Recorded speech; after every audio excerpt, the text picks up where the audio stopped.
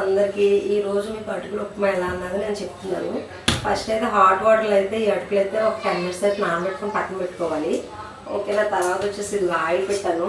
Just ఆయిల్లో ఏం లేదు, 4 పచ్చిమిర్చిలను పోపు దినుసులు వేసుకోవడమే. ఓకేనా. ఇది కొంచెం ఫ్రై అవ్వాలి,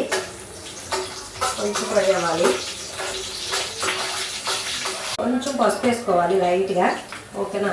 అవి అయితే ఫ్రై అయిపోయినాయి. ఎవరైనా తిన్నారా ఎప్పుడన్నా అటుకులు ఉప్మా లేదా ఫ్రై చేయండి. ఓకేనా. తర్వాత కొంచెం సాల్ట్ అయితే వేసుకుంటున్నాను నేను లైట్గా. ఓకేనా. సాల్ట్ వేసుకొని ఇది కలిపేసి ఫస్ట్ టైం ఎవరైనా చూస్తే మన ఛానల్ సబ్స్క్రైబ్ చేయడం మర్చిపోవద్దు. ఓకేనా. అలాగే ట్రై చేసి చాలా బాగుంటుంది. ఓకేనా. ఇది తర్వాత ఇవి ఇందులో వేసేసుకోవడమే. రెడీ అయిపోయింది.